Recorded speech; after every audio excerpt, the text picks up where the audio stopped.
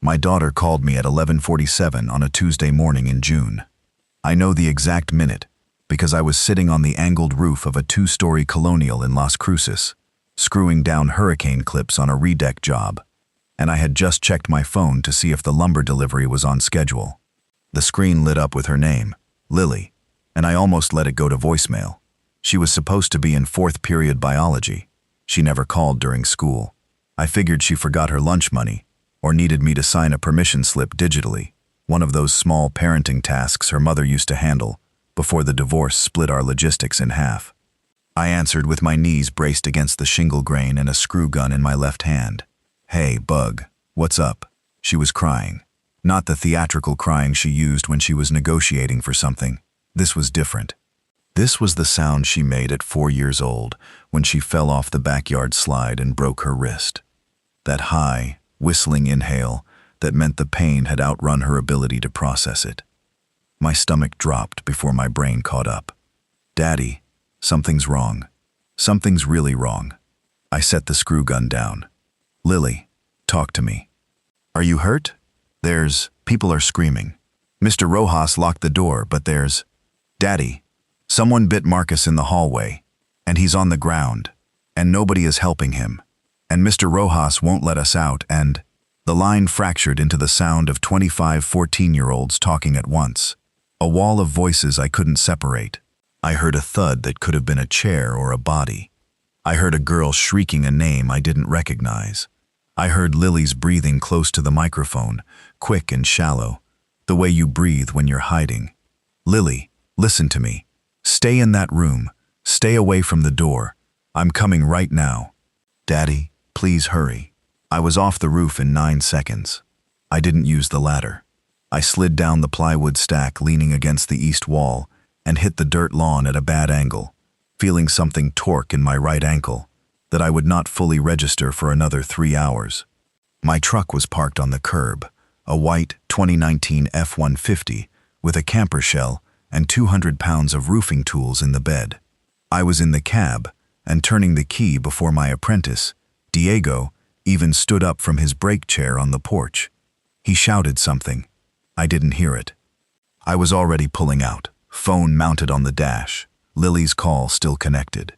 I could hear her classroom behind her, the sounds organizing into something I didn't want to name, a rhythmic pounding on a door, an adult voice, Mr. Rojas presumably, saying stay back, in a tone that teachers are never trained to use. Lily's school was 26 miles away. Coronado Middle, on the east side of the city. A beige stucco building surrounded by a chain-link fence and a parking lot that flooded every monsoon season. In normal traffic, the drive from this job site took 35 minutes. I told myself I'd make it in 20. "Lily, I need you to stay on the line. Can you do that for me?" "Yes." "Is Mr. Rojas still at the door?" He pushed the big desk against it. "Kylie is crying. Everybody's crying. That's okay. Crying is okay. Is the door holding?" "I think so." I merged onto the interstate at 70 miles per hour and immediately hit a wall of brake lights. The freeway, which should have been half empty at noon on a Tuesday, was packed. Not rush hour packed. Wrong packed.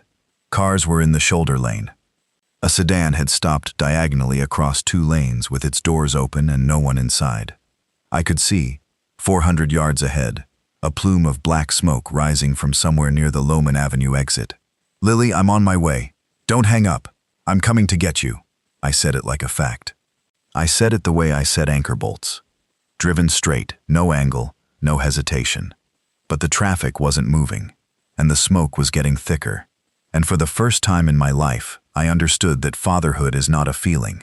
It is a direction, and the direction was east, through whatever was burning. I sat in dead traffic for 4 minutes before I made the decision that would define the rest of the day. The interstate was a parking lot, 3 lanes of motionless vehicles stretching toward a horizon smeared with smoke. I could see people ahead getting out of their cars. Some were running west, back toward me, which is a thing that traffic does not do. A woman in a gray business suit was sprinting along the median barrier with 1 shoe missing.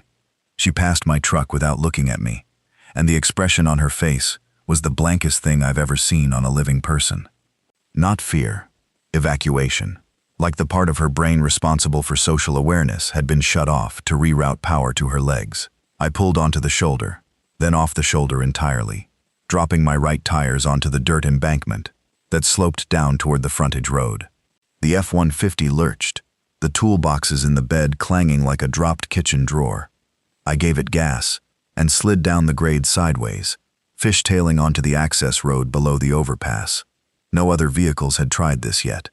In 90 seconds, others would follow. But I had the road to myself for 1 full minute, and I used every second of it. Lily was still on the line. I could hear her breathing, which I was using as a vital signs monitor, quick but steady, conscious and oriented. The classroom sounds behind her had changed. The pounding on the door had stopped, replaced by a thick, wet commotion somewhere further down the hall, muffled by walls. I didn't ask her what was happening. I didn't want her to look.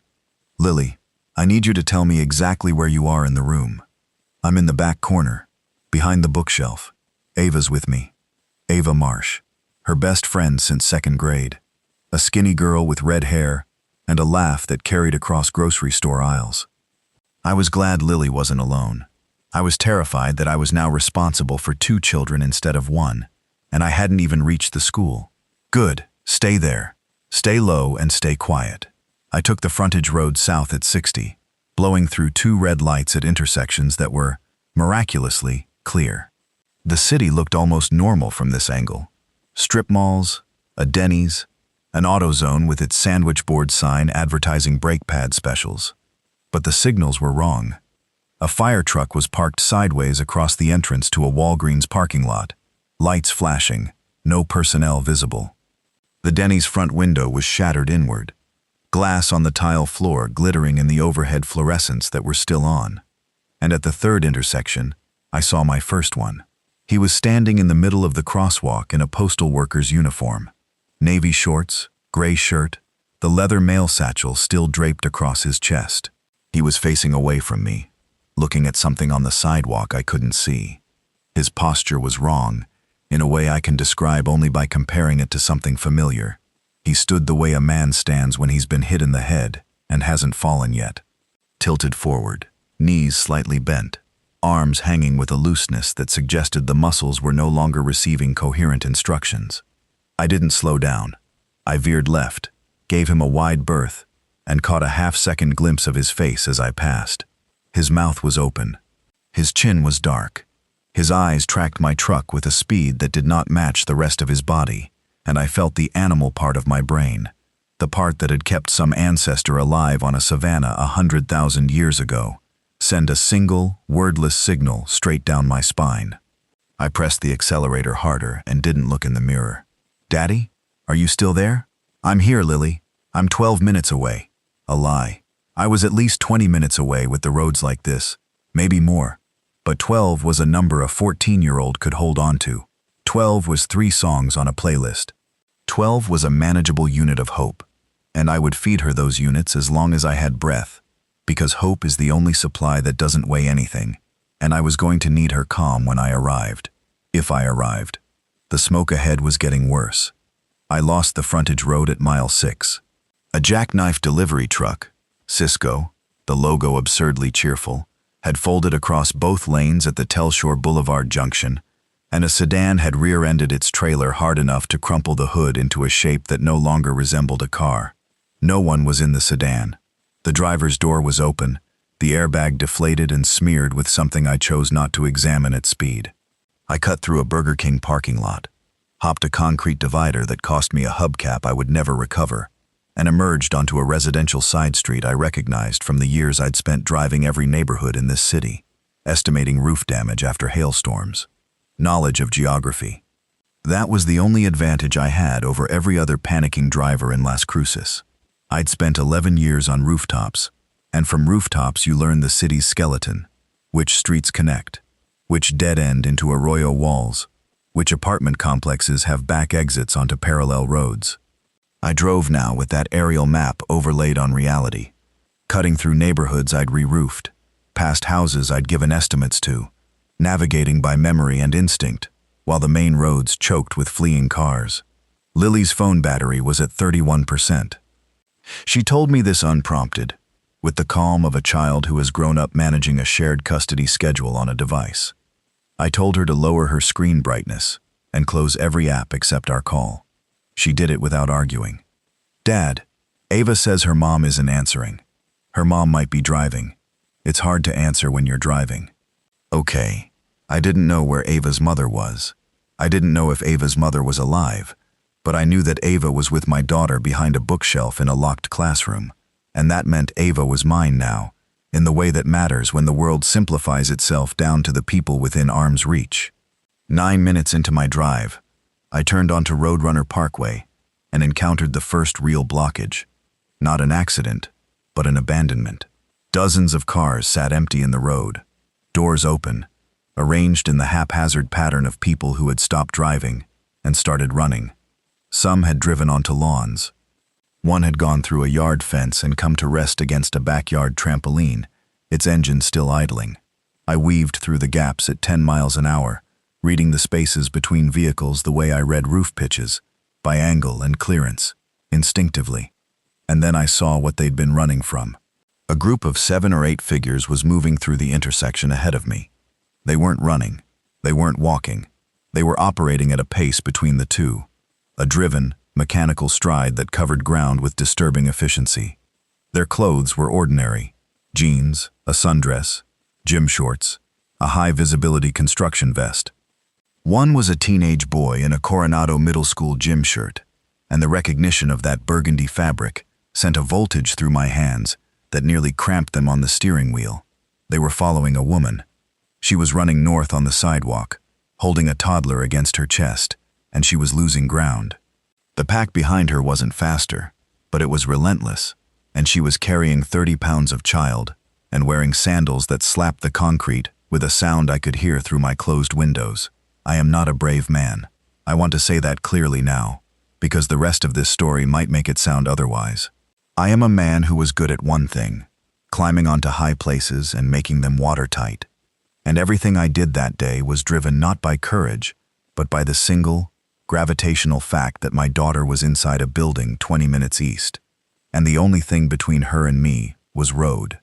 I honked my horn, 3 long blasts. The pack turned. The woman didn't. She made it to a yard and scrambled over a low wall and disappeared. The pack lost interest in her and fixated on my truck, and I reversed so hard the transmission screamed, backed into a driveway, and cut through an alley I remembered from a gutter job I'd done in 2021. My hands were shaking. I kept driving. 11 minutes after leaving the job site, I'd covered 9 miles and had 17 to go. The math was a knife in my ribs. At this pace, with these roads, I was looking at 45 minutes minimum. Lily had been behind that bookshelf for nearly 15 minutes already. I didn't know how long a classroom door held. I didn't know how long Mr. Rojas could keep 25 children quiet. I didn't know any of the things that would have mattered, and so I drove with the focused aggression of a man building a house in a rainstorm. One task at a time, one obstacle at a time, and never looking up at how much was left to do. My phone rang over Lily's ongoing call. A second incoming call from my ex-wife, Renee. The screen flashed her name in white letters over Lily's green call bar, and I let it ring. I could not talk to Renee and Lily simultaneously, and Lily was the one inside the building. This was not a decision I agonized over. It was triage, the same instinct that makes you patch the biggest hole in a roof first, while the smaller ones drip. I turned east on University Avenue, which was passable, but strange. Traffic lights were functioning, but no one was obeying them. Cars moved through intersections in all directions. A slow-motion demolition derby, conducted by people too frightened to remember the rules of civilization. I saw a pickup truck identical to mine, white F-150, camper shell, drive over the center median and head west in the eastbound lane. I saw a school bus, yellow and full-sized, parked diagonally across a gas station entrance with its stop sign still extended. There were children's faces in the windows. There was no driver. I should have stopped. I know this. That bus was full of someone's children, and I could see their hands pressed against the glass, and one of them was banging on the emergency exit at the back. But my daughter was on the phone, breathing in my ear. And the bus was not my bus, and those children were not my child, and I drove past at 40 miles per hour, and I did not stop, and I have thought about that school bus every night since. Daddy, someone's in the hallway again. My blood went cold. What do you hear? Footsteps, lots of them, and that sound. What sound, Lily? She paused. When she spoke again, her voice had dropped to a whisper so thin I had to turn the truck's radio off. It wasn't on, but I checked anyway, desperate to remove any barrier between her mouth and my ear. It's like groaning, but not like someone's hurt, like they're trying to talk, but they forgot how. I pressed the gas through a yellow light and swerved around a woman standing in the road, holding a suitcase in each hand, staring at the sky. Is the desk still against the door? Yes. Mr. Rojas and Tyler pushed another one. Tyler. I didn't know which Tyler. There were 3 in her grade. It didn't matter. Tyler was a name, and names meant a person was still acting with intention, still capable of pushing furniture, still human and thinking. Good, that's good. You're doing everything right, Lily. Just stay quiet and stay low. Dad, my hands are shaking. Mine too, Bug. This was true. My hands were vibrating on the steering wheel with a fine tremor. I associated with the time I'd nearly fallen off a 3-story apartment complex in a wind gust. The body's acknowledgement that death is nearby, and the muscles should prepare to grab something. I gripped the wheel harder and turned onto Solano Drive, heading southeast, following a mental route that would bring me to the school from the backside, through the residential grid behind the athletic fields. I was 16 minutes into the drive. I'd covered 12 miles. 14 remained, and the roads were getting worse with every block. The city was emptying from the center outward, like a bathtub draining in reverse, the edges filling with panicked motion while the core went silent. I didn't know yet what that silence meant. I would learn. At mile 14, the residential streets went quiet in a way that raised the hair on my forearms. The previous blocks had been chaos, honking, collisions, people on foot carrying bags and babies, and in one case a flat-screen television still in its box. But here, on a tree-lined street of small adobe houses south of the university, there was nothing. No cars moving. No people visible. Sprinklers still running on 2 lawns, throwing arcs of water across grass that no one would mow again. A dog tied to a porch railing barking at the empty street, pulling its leash taut and releasing, a metronome of animal panic. I slowed to 20. Something about the quiet demanded it. My roofer's instinct, the one that makes you test a decking board before putting your full weight on it, was screaming that this street was not safe, that the emptiness was a symptom, not a relief. I was right. They came out of a house on my left. The front door was open, and they emerged in a cluster. 3 adults, moving in that same driven, broken gait stride I'd seen at the intersection. A man in boxers and a white undershirt.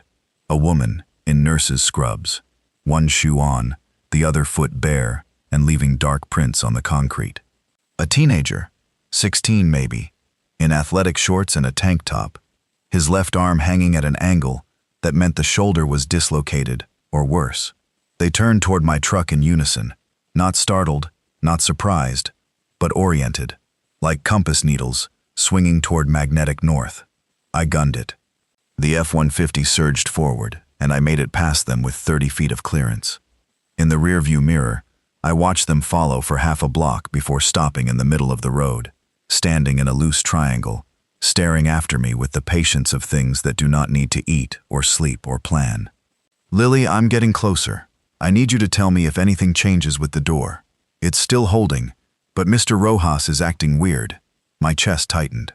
Weird how? He's sitting on the floor. He keeps wiping his arm on his pants. Kylie said she saw blood on his hand, but he said he's fine. He just cut it on the desk. I closed my eyes for 1 second, which is an eternity when you're driving, and in that second, I performed a calculation that I did not want to perform.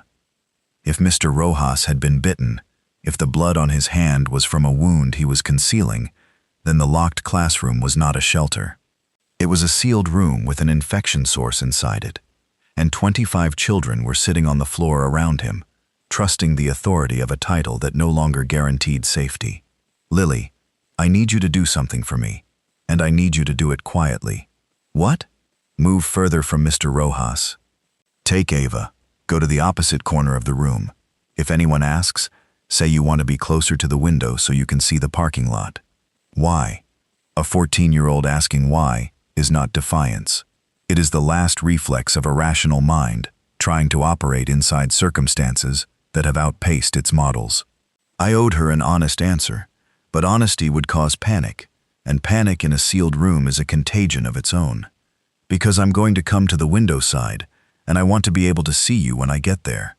Okay, Daddy. She moved. I heard the scuffling of her shoes on linoleum, heard Ava whisper something, heard the subtle rearrangement of two small bodies in a corner.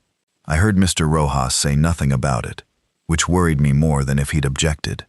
14 miles down, 12 to go. My gas tank was at 3/4. My ankle was throbbing from the roof jump. A low pulse of pain I was using as a clock. Each throb a second. Each second a unit of distance I hadn't yet covered.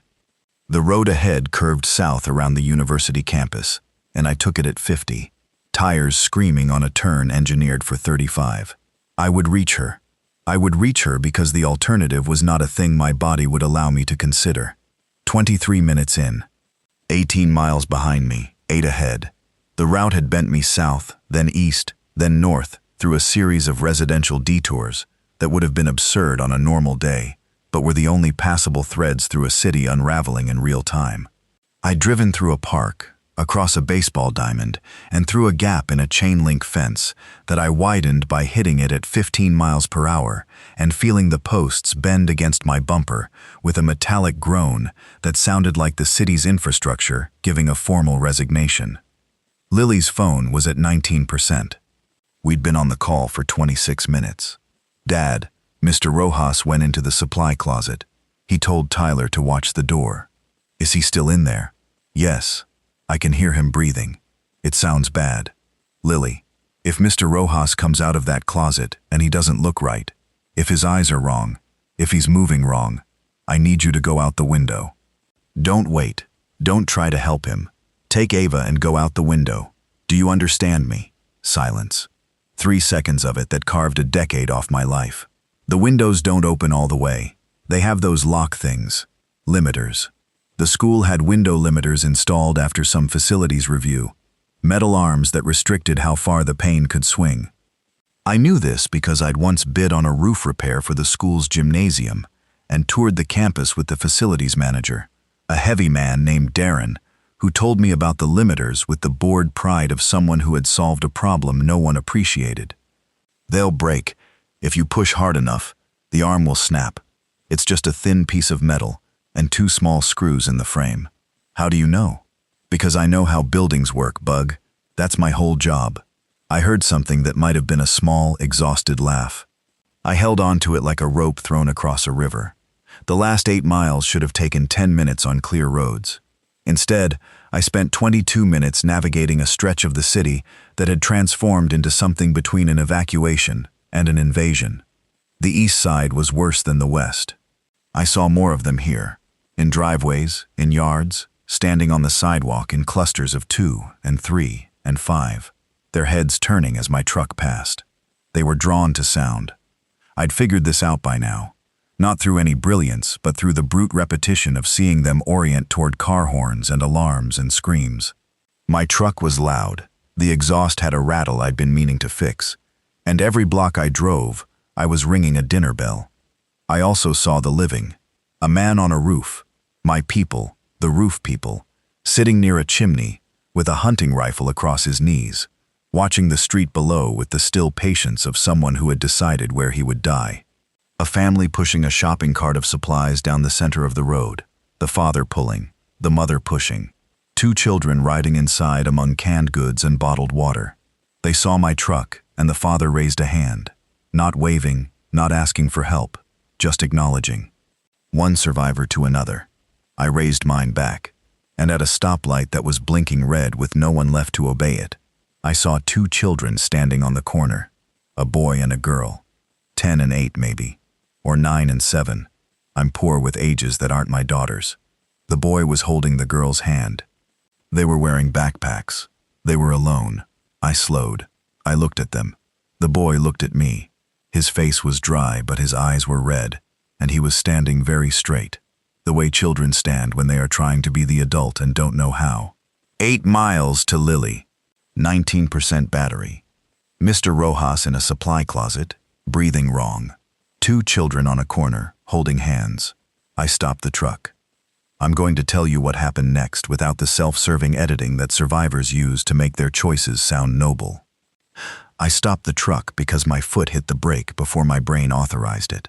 The decision was physical, muscular, made by the same nerve pathways that make you catch a falling glass before you realize it's tipping. I did not stop because I am a good man. I stopped because those 2 children were standing the way Lily stood on the curb outside her mother's apartment on transition days. Braced, quiet, holding something invisible together with posture alone. I rolled down the window. The heat hit me like opening an oven. June in Las Cruces is a physical assault, and this day was pushing 102. Where are your parents? The boy spoke. My mom went back inside to get the dog. She told us to wait here. He pointed at a house behind them. The front door was open. I could see the dim interior of a living room, a couch, a television still showing a news broadcast to an empty room. How long ago? I don't know. A while. The girl was staring at my truck with an expression I recognized from insurance claims, the face of someone waiting for an adult to impose order on disorder. She hadn't spoken. Her grip on her brother's hand was turning both their knuckles white. I looked at the open front door of that house. I listened. I heard nothing from inside, which by now I understood was the worst sound there was. A living person makes noise. A dead person makes noise. Briefly. Only the turned are quiet before they aren't. What's your name? I'm Marco. This is Sophia. Marco, I need you and Sophia to get in my truck. Right now. Can you climb in the back seat? He didn't move. He looked at the house. My mom said to wait. There is a moment in every catastrophe where a child's obedience to a parent's last instruction collides with the reality that the instruction is no longer operative. Marco was living in that moment, holding his sister's hand on a street corner in a dying city because his mother had said wait here, and he was a boy who did what his mother said. Marco, I'm somebody's dad. My daughter is at Coronado Middle, and I'm driving to get her. I can take you somewhere safe on the way, but we need to go now. Your mom would want you to go. I don't know if his mother would have wanted that. I don't know anything about his mother, except that she went back for the dog and didn't come out. But I said it with the bedrock certainty that I use when I tell homeowners their roof will hold through the storm. And Marco heard the voice of a man who builds things, and he made his choice. He picked up Sophia, lifted her with both arms like she weighed nothing, though she was clearly heavy enough to make his knees buckle, and carried her to my truck. I reached back and opened the crew cab door. He set her on the seat and climbed in after her, pulling the door shut with both hands. He buckled her seatbelt first, then his own. Lily's voice came through the phone on the dash, thin and urgent. Dad? Who's in the car? I heard voices. 2 kids. They're coming with us. I'm still coming. Hurry. Mr. Rojas is making sounds in the closet. Bad sounds. I pulled away from the corner. In the rearview mirror, I could see Marco staring out the back window at his mother's house, the open front door shrinking with distance. His jaw was clenched. His sister had pressed her face into his shoulder and closed her eyes, as if by not seeing the world she could exit it. I had made a choice. It had cost me 90 seconds, and 90 seconds on a day like this was a currency with an exchange rate I couldn't calculate. Those 90 seconds might mean nothing. They might mean everything. They were spent now, and I had 2 more children in my truck, and a daughter on the phone, and the gas gauge read just above the halfway mark, and the school was 7 miles east, through a city that was no longer a city. Sophia spoke for the first time 4 blocks later. She said, "The dog's name is Biscuit," and then she went silent again. I drove. Marco sat behind me, upright, watchful, his eyes scanning the streets through the window with an alertness that no 10-year-old should possess. He was mapping threats. I could see it in the way his gaze moved, systematic, left to right, lingering on open doors and broken windows, skipping past things that didn't matter. Wherever he'd learned this, It wasn't from a drill. "Marco, do you know what's happening? People are getting sick, and then they hurt other people." Clean, factual, no mythology, no dramatics. A 10-year-old's field report from the end of the world. "That's right. We're going to stay in the truck and keep moving. If I tell you to get down, you get down. Both of you." "Okay." Lily was still on the line, her battery at 16%. I had maybe 20 minutes of call time left, and I was still 20 minutes from the school. The math was a perfect cruelty. Her battery would die within minutes of my arrival if everything went right. And if everything didn't go right, I would lose her voice at the moment I needed it most. I turned onto the final stretch of Lohman Avenue, the broad east-west artery that would carry me to within a mile of Coronado Middle. The road was passable here, though barely. Cars were scattered like dropped toys, and I wove between them at 30 miles an hour, the F-150's mirrors nearly kissing door panels and guardrails. A fire was burning in a strip mall to my left, an unattended blaze in what looked like a laundromat, flames licking out of the storefront and casting a wavering orange light across the road. The heat from it hit the truck through the closed window, and Sophia whimpered. "It's okay," Marco said to her. Not to me. He hadn't asked me for reassurance once. At the intersection of Lohman and Walnut, I encountered a police cruiser parked across the road, not abandoned, occupied. An officer was standing behind the open driver's door, his weapon drawn, pointing it south down Walnut Street. He was young, late 20s, with the rigid posture of someone whose training was being stress-tested for the first time against a scenario no manual contained. I stopped. He looked at me. I looked at him. In that 2-second exchange, I saw him process the truck, the children in the back seat, the phone mounted on the dash with a call timer running, and I saw him make a decision about me the same way I'd made a decision about Marco, fast, based on pattern, betting on probability. "Where are you going?" His voice was controlled but frayed at the edges.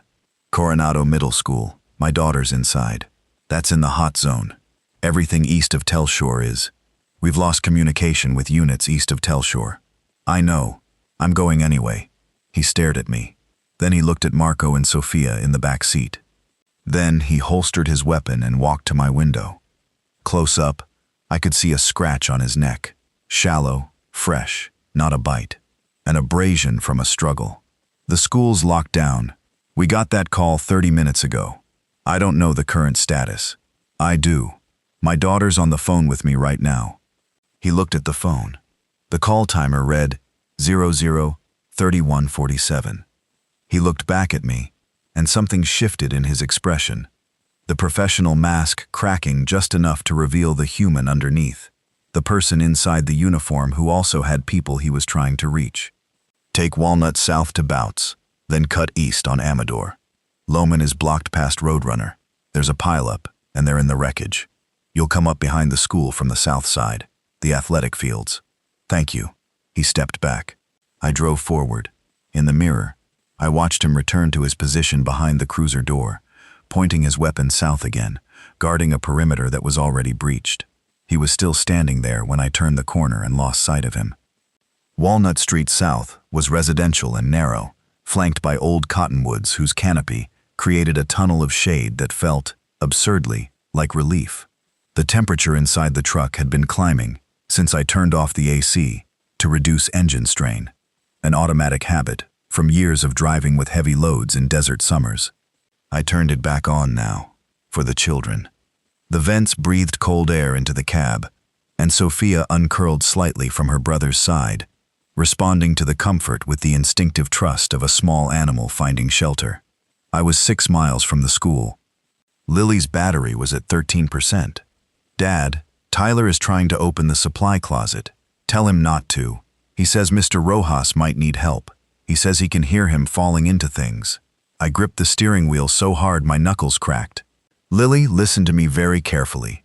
Do not let Tyler open that closet. Tell him it might be contagious. Tell him Mr. Rojas asked to be left alone. Tell him anything. But that door stays shut. He's not listening to me. The phone erupted with sound. Voices overlapping. Tyler's, insistent and close to the door. Other students shouting.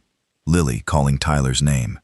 And beneath it all, from inside the supply closet, a sound that was not breathing, and not speaking, and not anything that belonged in a school building.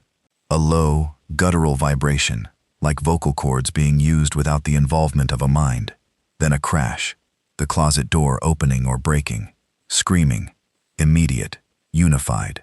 The sound of 25 children discovering simultaneously that the adult they trusted had become the thing they feared. Lily! We're going out the window. Dad, we're going. I heard glass. I heard the metallic snap of the window limiter breaking, exactly as I'd told her it would. 2 small screws, surrendering to desperate force. I heard wind, suddenly, the open-air sound of outside rushing into the phone's microphone. I heard Lily's breathing transition from the tight, compressed cadence of a sealed room to the ragged, open panting of someone climbing through a window frame. I'm out. Ava's out. We're on the grass. Run to the athletic fields, the south side of the school. I'm coming from the south. Which way is south? She didn't know.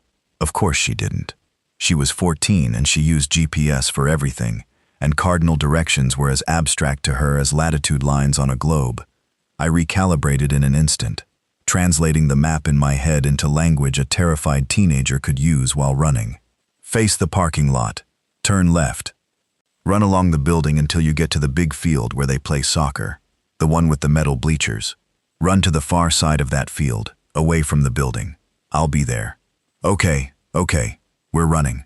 I could hear their footsteps. 2 sets, one heavier than the other. Lily's sneakers and Ava's whatever she wore today, hitting grass and then dirt.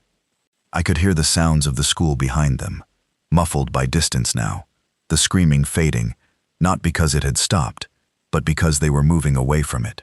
Marco leaned forward from the back seat. They're running? Yes. Tell them to stay off the pavement.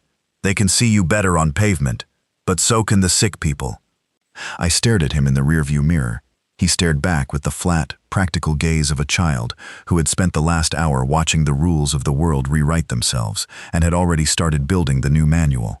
Lily, stay on the grass. Off the sidewalks. Off the parking lot. Grass only. Okay. My phone screen dimmed. Battery warning. Lily's phone was at 9%. 9%.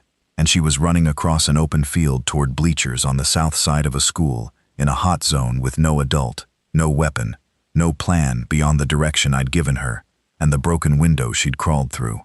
5 miles. I drove like the truck was an extension of my body, because it was.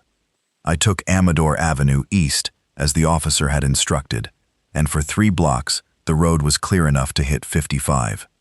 The avenue runs through a light industrial stretch.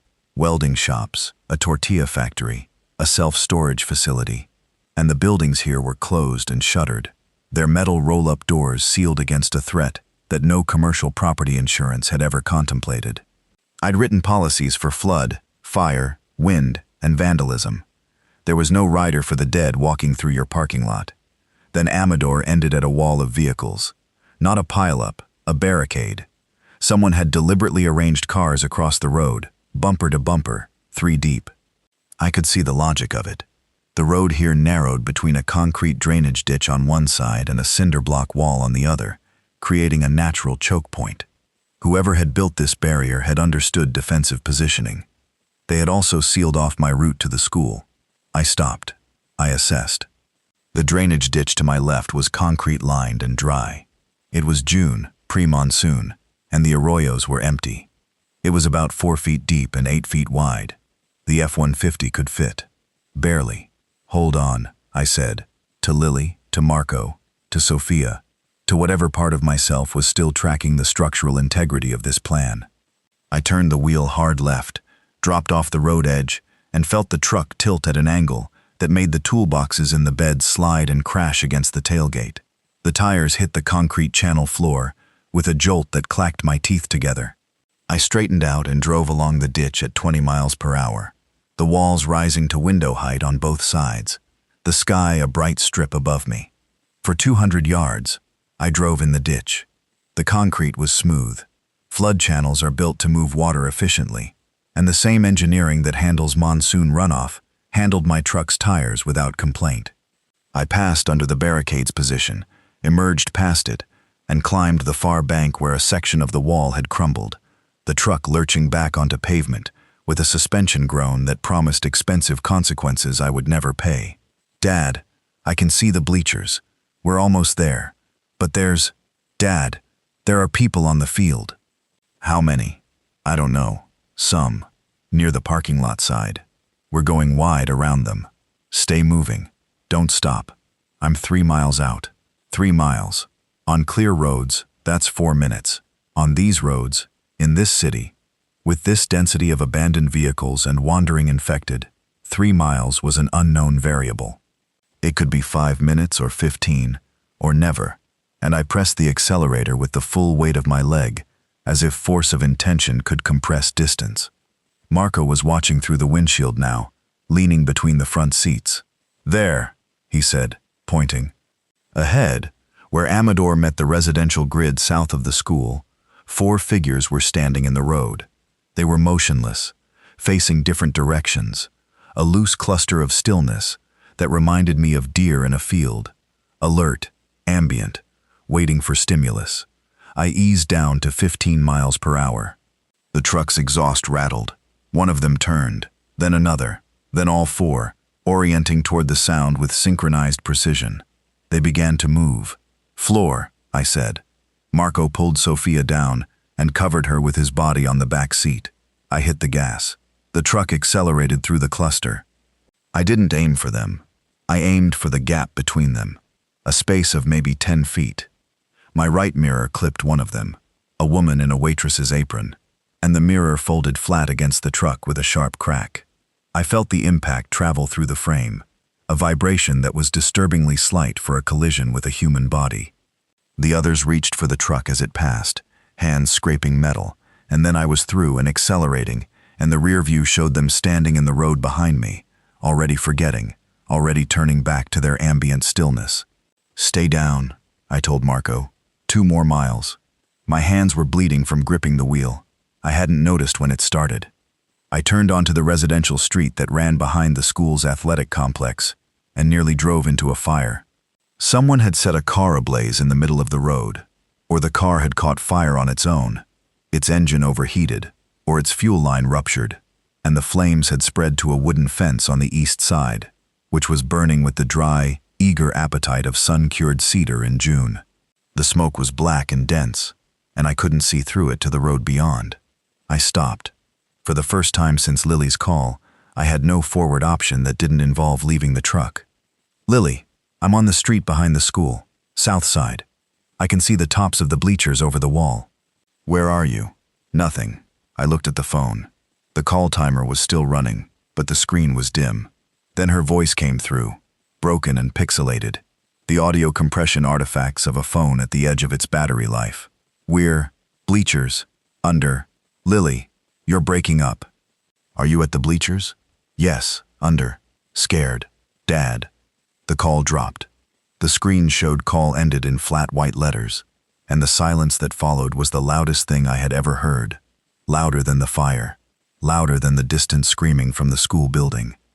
A silence that contained the entire distance between a father in a truck and a daughter under metal bleachers, a distance of maybe 300 yards that I could see on a map in my mind, but could not close from inside this cab. I opened the door. The heat was immediate and enormous. The fire's heat layered on top of the desert's heat, a double-walled oven of burning wood and superheated air. I stepped out and felt my ankle, the one I'd injured jumping off the roof, buckle slightly before holding. I looked at the fire, at the wall beyond it, at the gap between the burning fence and the concrete drainage channel that ran along this side of the street. I could get through on foot. The gap was narrow, maybe 4 feet wide, and the heat coming off the fence fire would be brutal, but survivable for the 10 seconds it would take to sprint past. Beyond the fire, I could see the road continuing to the school's back entrance, a service gate in the chain-link fence around the athletic fields. I turned to Marco. "Stay in the truck. Lock the doors. Do not open them for anyone except me. If I'm not back in 15 minutes. I stopped. What was I going to tell a 10-year-old to do if I didn't come back? Drive? He couldn't reach the pedals. Run? Where? Wait? For whom? "You'll be back," Marco said. It was not a question or a hope. It was an instruction, delivered with the authority of a child who had decided that this particular adult, was not permitted to disappear. I grabbed a roofing hatchet from the toolbox in the bed, a short-handled, flat-headed tool designed for splitting shingles and prying nails. It weighed 2 pounds. It was not a weapon. It was a piece of my trade, and I held it the way I held it on a roof, balanced, familiar, an extension of my arm that my muscles understood without consultation. I ran. Through the gap between the burning fence and the drainage channel, the heat pressing against the left side of my face like an open palm, the smoke pulling tears from my eyes. 10 seconds. I was through and on the other side, coughing, blinking. My left forearm reddened from the radiant heat. The school's back fence was 50 yards ahead. The service gate was closed, but not locked. A padlock hung open on the latch, perhaps left that way by a groundskeeper who'd fled without securing it. I opened the gate. The athletic field spread before me. Brown grass, white soccer lines, metal bleachers on the far side glinting in the sun. And under those bleachers, in the shadow between the aluminum benches and the dirt, 2 shapes, small, huddled together. I started running. The field was 200 yards across. I covered it in a sprint that my 43-year-old body was not built for, but my 43-year-old mind would not permit to be slower. My ankle screamed with each footfall, a sharp, clean pain that I used as fuel. Each stab a reminder that I could feel, which meant I was alive, which meant I was still moving toward her. Halfway across, I saw them clearly. Lily was sitting with her back against a bleacher support beam, her knees drawn up, her phone clutched in her hand like a dead thing she couldn't let go of. Ava was beside her, her red hair bright against the aluminum shadow, her face buried in her arms. They were alive. They were whole. The distance between that fact and the alternative collapsed in my chest like a controlled demolition. All the load-bearing fear I'd been using to stay upright suddenly unnecessary, and I nearly fell. "Lily!" Her head snapped up. She saw me. Her face did something I will carry in my visual memory until the day I die. A sequence of expressions so fast they blurred together. Disbelief, recognition, and then a crumpling that was not sadness, but the release of a tension so extreme that its absence was physically painful. She scrambled out from under the bleachers and ran toward me, and we met at the 40-yard line of the soccer field, and I caught her the way I caught her when she was small. Full body, both arms, her weight against my chest, her face in my neck, her hands gripping the back of my shirt with a strength that I did not know she had. "You came. I told you I was coming. You came, you came, you came." She was shaking, not trembling, shaking, full body, a systemic vibration that came from somewhere deeper than muscles. I held her and let her shake, and counted her breaths the way I had on the phone, each one a data point confirming continuation, confirming life. Ava appeared beside us. She was crying silently, the tears running clean lines down a face that was gray with dust. I put one arm around her and pulled her into the hold, and for 5 seconds we stood on that field in a 3-person knot of survival that meant everything and solved nothing, because we were still standing in the open, in a hot zone, with no vehicle and a burning road behind us. "We need to move. The truck is on the street behind the school. There are 2 other kids in it, Marco and Sophia. We're going to walk fast, stay together, and get back to the truck. Can you both do that?" Lily pulled back and looked at me. Her eyes were red but focused. "There are more of them by the building. We saw them when we ran. A lot more. We're not going near the building. We're going out the back gate, past the fire, and into the truck. Stay close to me." I took Lily's hand. Ava took Lily's other hand. I held the roofing hatchet in my free hand, the flat head forward, and we walked across the field toward the service gate. Not running, walking fast, controlled, because running attracts attention, and I had learned this in the last hour the way I learn most things, by watching and surviving. We were 60 yards from the gate when Lily said, "Dad, look." She was pointing toward the school building, 200 yards to our left. The back doors were open, not the classroom windows but the double doors that led from the gymnasium to the field. figures were emerging. Not running, drifting, moving outward from the building in the slow, radial pattern of something dispersing from a point of origin, like smoke from a chimney when there's no wind to direct it. I counted 8, then 12, then stopped counting, because the number didn't matter. What mattered was the geometry, their position relative to ours, their speed relative to ours, and the angle between us and the gate. I ran these calculations the way I run roof slope calculations, automatically, structurally, converting angles and distances into a single binary. Will it hold, or won't it? It would hold, if we moved now, at pace, without noise. Walk, don't stop, don't talk. We made it through the gate. The three of us, Lily, Ava, and I, slipped through the service entrance and into the narrow corridor between the fence and the burning road. The fire had progressed in my absence. The wooden fence was fully engulfed now, and the heat had spread to a dumpster on the school's side, which was producing a thick, chemical smoke that hung in the still air like a curtain. The gap I'd sprinted through earlier was narrower. The flames had leaned east. I went first. Lily held the back of my belt. Ava held Lily's. We moved in a chain, single file, through the gap. The heat was a wall I pushed through with my shoulder, turning my face away, feeling the skin on my left ear tighten and sting. Lily coughed. Ava gasped. We were through in 12 seconds, and on the other side the air was hot but breathable, and the truck was visible 40 yards up the road, white and angular, and beautiful in the way that only functional things are beautiful, when function is the only thing that matters. Marco's face appeared in the rear window.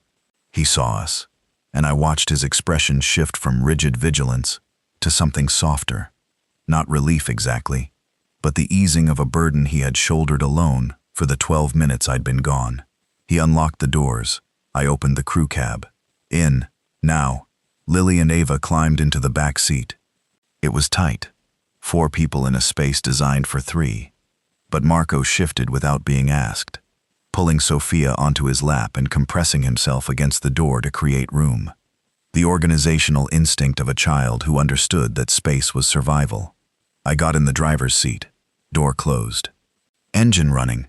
I'd left it on, a decision that had cost fuel, but saved the 30 seconds a restart would have taken. I dropped the hatchet on the passenger seat and put the truck in drive. We're going west, away from the city center. I know a route through the South Valley that connects to the interstate. Where are we going? Lily asked.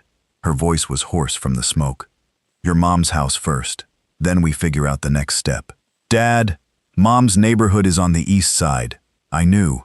Renee's apartment was in an east side complex off Lohman Avenue, directly in the heart of what the officer had called the hot zone.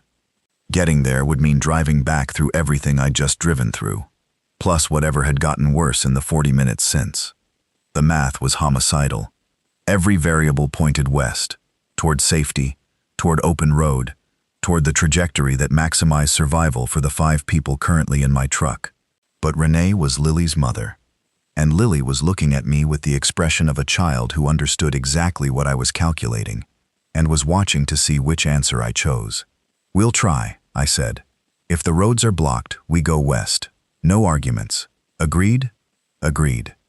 I turned east and immediately regretted it. The road was worse.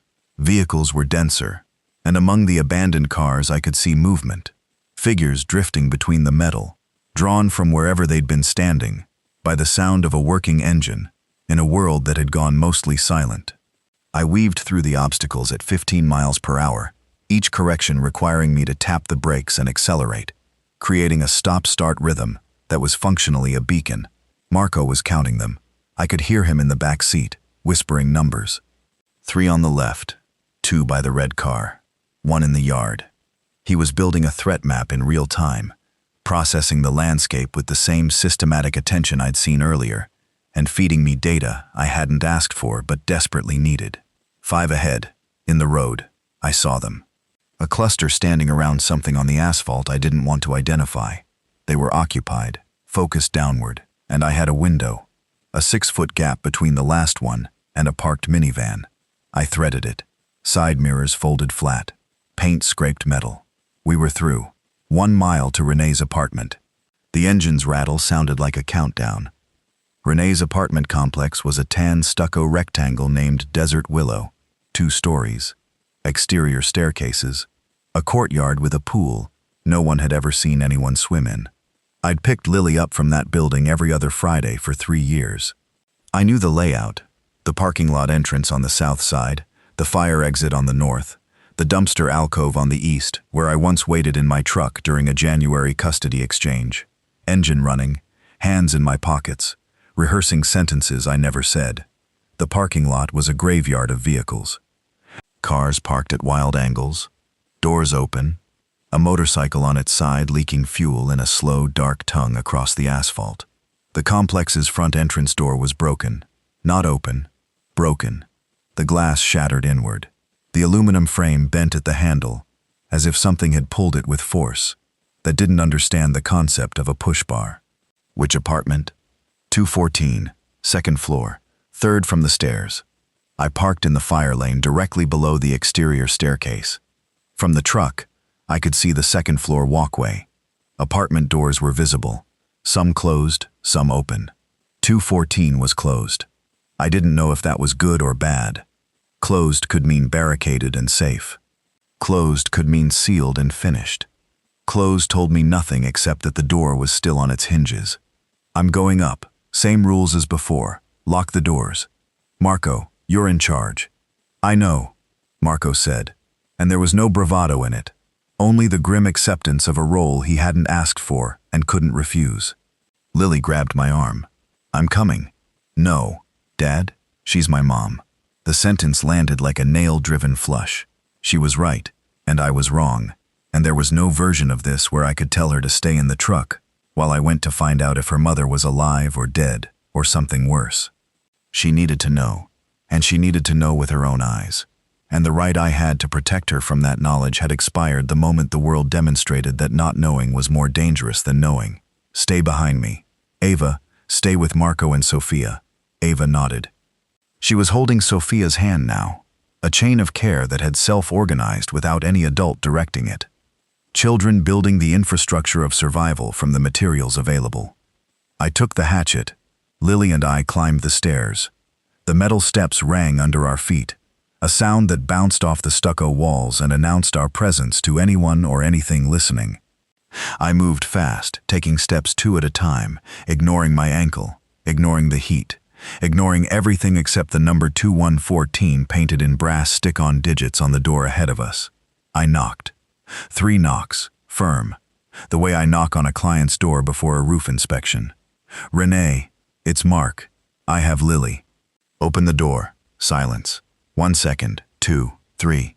Then a sound from inside, a scraping, heavy, the unmistakable noise of furniture being dragged across tile, the sound of a barricade being moved. The deadbolt turned. The door opened 4 inches, caught by a chain, and Renee's face appeared in the gap. She was alive. Her eyes were wide and wet, and she was holding a kitchen knife in the hand that wasn't on the door, and her hair was pulled back in the tight bun she wore when she was cooking, or cleaning, or doing anything that required her to be serious. And she looked at me, and then past me at Lily, and then back at me, and her face did something I had not seen it do in 4 years of divorce. It showed gratitude directed at me without qualification or resentment. Come in. Hurry. She unchained the door. We stepped inside. The apartment was dark. Curtains drawn, lights off. The power either out or deliberately killed. The furniture barricade was a couch and a bookshelf dragged against the door, a defense she had built alone in the time between the first sirens and now. Lily fell into her mother and held on. I stood in the doorway with a roofing hatchet and watched my daughter hold the woman I had once built a life with. And for a moment, the geometry of our broken family became simple again. We had 4 minutes inside that apartment. I know because I counted them against the truck running in the fire lane below, with 3 children inside and the engine's rattle carrying across a parking lot that was not empty of threats. Renee moved with efficiency. She had a bag already packed, a gym duffel containing water bottles, a first aid kit, her phone and charger, Lily's asthma inhaler, and a folder of documents I recognized from our custody agreement. She had prepared for departure. She had been waiting for a vehicle. I couldn't reach you, she said. Not accusatory, just factual. I called 7 times. I was on the phone with Lily. She nodded. In that nod was the entire history of our parallel parenting.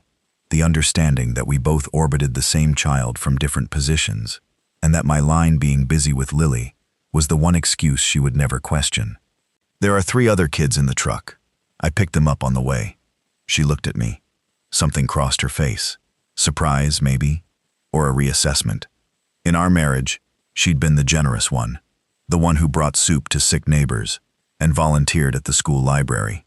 I'd been the practical one, the one who calculated load limits and insurance premiums.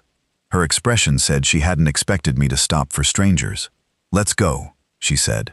We moved to the door. I went first, hatchet up, scanning the walkway. The 2nd floor was clear. I could see the full length of it, and nothing moved. Below, in the parking lot, the truck sat where I'd left it. I could see Marco's silhouette in the back window, vigilant and still. We were halfway down the stairs when the door of apartment 208 opened.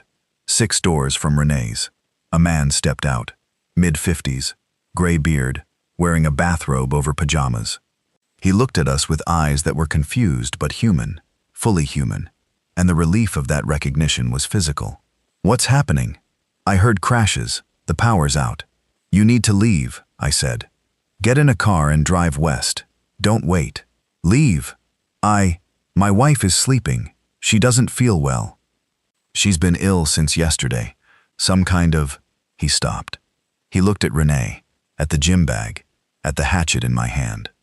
Understanding arrived on his face like a slow sunrise, each feature illuminating separately, the mouth first, then the eyes, then the forehead creasing as the full scope of what he was hearing organized itself into comprehension. Since yesterday, Renee said quietly, she has a fever. She's been making sounds in her sleep, moaning. Renee and I looked at each other. In 17 years of knowing this woman, 5 dating, 8 married, 4 divorced, I had never communicated so much in a single glance. We both understood what was behind the door of apartment 208, and we both understood that telling this man would accomplish nothing except cruelty, because he would not leave his wife, and we could not make him. Get her to a hospital if you can, I said, which was a lie wrapped in a suggestion, and the man nodded and stepped back inside his apartment and closed the door, and the soft click of that latch is a sound I file alongside all the other small, precise sounds of people sealing themselves into rooms they would not leave. We descended the remaining stairs at speed. Into the truck. Renee in the passenger seat, Lily in the back, the duffel on the floor. 6 people in a vehicle designed for 5. Marco looked at Renee, assessed her as non-threatening in 1 second flat, and returned his gaze to the window. I reversed out of the fire lane. As I swung the truck toward the parking lot exit, I saw movement on the 2nd floor. Apartment 208's door was opening again. The man in the bathrobe was backing out of it, slowly, his hands raised in front of him, palms out, the universal gesture of someone trying to calm a thing that cannot be calmed. I didn't stop. We drove west. The western route out of Las Cruces follows the valley floor through pecan orchards and cotton fields, a landscape so flat and agricultural that it feels like driving through a photograph of someone else's calm. Interstate 10 runs east-west, and I needed to reach it going west, toward Deming, toward open desert, toward distance, the only currency that still had value. 6 people, 1 truck, a quarter tank of gas, my ankles swollen to the size of a tennis ball inside my boot. Renee in the passenger seat, the kitchen knife in her lap, her jaw set with the focus of a woman who had spent 4 hours alone in a dark apartment preparing for exactly this. Lily behind me, pressed between Ava and the door, her dead phone still in her hand. Marco and Sophia on the other side, Sophia asleep against her brother's chest, the sleep of a child whose nervous system had surrendered to exhaustion. I drove south on Valley Drive, skirting the city's western edge. The traffic here was lighter. We were beyond the main evacuation routes, in the agricultural zone, where roads connected farms and processing plants, and not much else. I passed a pecan orchard where the trees stood in their regimented rows, indifferent and eternal, their shade falling across the road in measured intervals. A tractor was parked at the end of a row, engine off, No operator. A dog lay in the shade of its rear tire, panting. "Mark!" Renee's voice. First time she'd used my name since we stepped into the truck. The gas. "I know. How far?" "Deming is 60 miles. We won't make it on what we have." She turned to look at me, and in the space between our seats, the old dynamic reasserted itself. Me with the problem, her waiting for the plan. In our marriage, this had been a source of friction. She wanted me to share my thinking. I wanted to think without narrating. We'd gone to therapy about it. The therapist had said I was conflict avoidant, and Renee was reassurance seeking, and we both needed to meet in the middle. The therapist was in Las Cruces, in an office on Teljour Boulevard, in the hot zone. "There's a gas station at the Corralitos exit, 12 miles. If it still has power, the pumps will work. If it doesn't, we keep going and do the math again at half a tank. What if it's not safe? Then we don't stop." She nodded. The knife stayed in her lap. I merged onto Interstate 10 westbound at the Avenida de Mesilla on-ramp, and for the first time in an hour, the road opened in front of me like a held breath finally released. 2 lanes of clear asphalt, no wrecks, no barricades, no clusters of the turns standing in the median. The city fell behind us in the mirrors, a smear of smoke and rooftops shrinking with each mile, dissolving into the heat mirage that rises off desert pavement in June, making everything behind you ripple and blur until it looks like a hallucination you're waking from. Marco spoke from the back seat. "My mom's name is Patricia Ochoa. She lives at 4411 Calle de Paz. If you find someone who can look, will you tell them about her?" I adjusted the rearview mirror to see his face. He was looking at me with complete composure. He had processed his mother's absence into an administrative task, a name, an address, a request for search, and filed it in the part of his brain where action lived, so that it wouldn't drown him from the part where grief lived. He was 10 years old. "I'll tell them, Marco. Thank you." Sophia stirred against his chest. He adjusted his hold on her without looking down, the movement automatic, the muscle memory of a brother who had carried this weight before today. The Corralitos exit was 11 miles ahead. The gas gauge was below a quarter. The sun was at its zenith, pressing down on the truck's roof with a weight I could almost feel through the metal, and the road ahead wavered in the heat, and we drove toward it. The Corralitos gas station was a 2-pump operation attached to a convenience store that sold beef jerky, lottery tickets, and ceramic Roadrunner figurines to tourists who'd taken the wrong exit. I'd stopped here once, years ago, during a roof job in Hatch. The owner was an older woman who kept a swamp cooler running in the store and a shotgun behind the counter, both of which she considered equally essential to desert retail. The station appeared intact. No broken windows, no vehicles crashed into the pumps. The sign still glowed with gas prices that belonged to a world that no longer existed. I pulled in slowly, scanning for movement, finding none. The emptiness here felt different from the emptiness in the city. Not the silence of things hiding, but the silence of a place that had never been crowded to begin with. "Stay in the truck." Engine running. Renee shifted the knife to her right hand. "Go." I stepped out. The heat was astonishing. We'd been in the air-conditioned cab for 20 minutes, and the desert had not forgiven the transition. I moved to the pump, lifted the nozzle, and pressed the button for regular. The machine beeped. The digital display flickered and began counting. Power was still on. Gas was still flowing. For the first time today, a system was working as designed. I stood at the pump with the roofing hatchet in one hand and the gas nozzle in the other, watching the numbers climb with the intense focus of a man who understood that these gallons were the difference between reaching safety and dying on the roadside in a truck with 5 people who trusted him. I filled the tank to its 40-gallon maximum. The pump's total was $147.82. I didn't pay. The concept of payment had become as abstract as the concept of Monday. While the tank filled, I looked east. The highway stretched back toward Las Cruces in a straight line that gave me 12 miles of visibility. The road was not empty. In the distance, I could see vehicles, some moving toward us, others stopped. And beyond the vehicles, at the edge of resolution, something that might have been figures on the road, walking, dispersing, following the highway west, the way water follows gravity, not with intention, but with the mindless certainty of physics. They were coming, not fast, not organized, but coming, the way infection spreads from a wound outward, and we were standing in the path of that spread, and every minute we stayed was a minute of margin donated to something that would not reciprocate. The pump clicked off. I hung the nozzle and got in the truck. Full tank. 300 miles of range. Enough to reach Tucson, or Albuquerque North, or anywhere that wasn't here. "There's a caravan," Renee said, pointing at her phone. She'd connected to the gas station's Wi-Fi. The network was still active, the router still powered, the digital infrastructure outliving the civilization it served. People on social media are saying there's a military checkpoint at the Arizona border. They're letting people through. How old is the post? 40 minutes. 40 minutes. In a normal world, 40-minute-old information was current. In this world, 40 minutes was an epoch. The checkpoint could be standing or overrun or abandoned. The information was a bet, not a fact. "We go to the checkpoint," I said.